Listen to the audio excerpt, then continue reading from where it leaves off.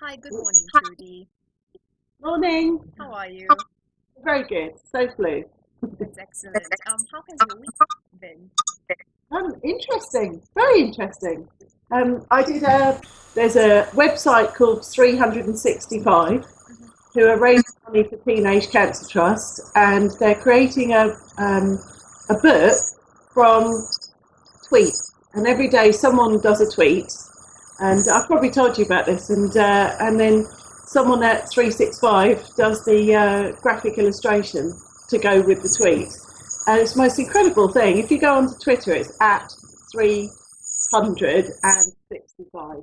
So it's and I took part in that. And Chris Addison, a famous comedian, did the day before mine.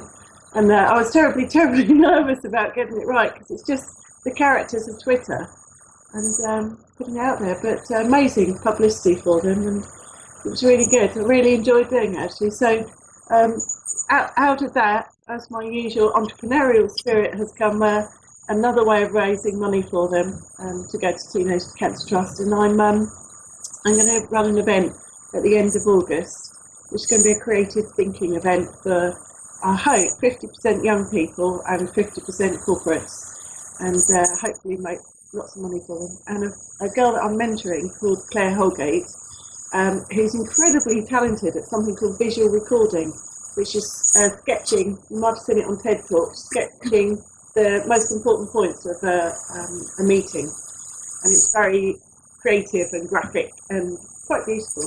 And so she will be doing that as a tag team for that event, and then going forward from that, she's going to be working with me on my innovation events. Okay. Well, for me, anything to do with word of mouth. So I don't advertise anywhere. I mean, I do lots and lots of stuff online, loads of social media stuff. But for me, the biggest thing is word of mouth. So whether someone's enjoyed an event or knows that I've done something effective for them or just worked with me and enjoyed that, I find that's my greatest marketing tool. I think being authentic and being genuine and walking the talk, that spreads the word greater than any marketing campaign would do for me. But that does take time, and that sort of collateral of people and time of things you've done builds up over a period. So, I mean, Bricks and Bread's been going 3 years now, and I'm really just starting to reap the rewards of having kept going for 3 years, doing something that's really quite an unusual business model. For 2 years, I didn't understand what I was doing, so I just battled through the treacle of misunderstanding. I use all of them, so I use LinkedIn, Twitter, Facebook. I do lots of stuff on my website promoting it, SEO stuff, but the greatest one for me is Twitter. And that really took off September last year when I stopped being a broadcaster of stuff to do with Bricks and Bread as a third person, and I just said I'm me, and this is what I'm doing, and that's been the best way. I mean, only this week we've hit 11,000 followers on Twitter, and anytime I want to get a message out, it just goes viral now. So that's been the best thing. Just trial and error. How I learn everything. I'm a completely self-taught idiot. I don't know how to do anything. I just have a go, and if it works, it works. If it doesn't, it doesn't. But Twitter, I plugged away at it for a while. It seemed to work a little bit, but I did it for. I tend to do things if they're not working.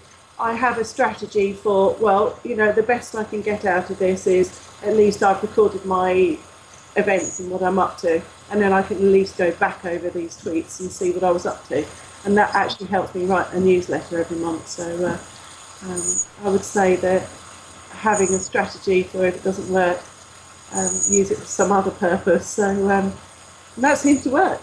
But it's ironic because on Twitter I've got 11,000 people following me, and I obviously message through Twitter, but it goes to LinkedIn and I've got over 70,000 people connected to me on that. But in all honesty, it's the people on Twitter that's the most effective. They can just talk to me. And it breaks down that barrier. Where I'm doing this competition for young people, it's entirely through Twitter. It's the initial conversations. And it completely takes away that sort of fear for people that you're going to be a big scary monster of a boss. And I think Twitter, it works for me because it's all about being normal and, this is how I am. Yeah, really helpful. But then you've got to ask good questions. So if you don't ask for help, you don't get help. And if you act as though, with anything in life, if you act as though you don't need help, no one's going to help you. So I think a little bit of vulnerability and a little bit of, well, I don't really know what I'm doing here, or I could really do with some advice on this. People will step up. No. Well, yeah, I've got a hub of 70,000 people, okay? And people have joined that hub. It's completely free. I would say 1% do anything at any one time, but that 1% is usually the most effective. So my networking group is now that. I run a centre that collaborates with people, and I've got a business that networks with people. So I don't go to networking sessions, I run them, but I don't run them how other people run them. I don't, I take an interest in people, and I match the right people to the right event, and tend to get to know people really, rather than just I'm running a networking event and payments. There's no purpose to it. I'm tending to put people together for a purpose. Progress on my competition to find young creative thinkers, and also talking about networking sessions. The only one I do like is the RSA, Royal Society of Arts Social Entrepreneurs Network, and I'm teaching 70 of them Twitter tomorrow night. So I'll update you on that one. Excellent. All right. Thank you very much, Trudy, for joining us.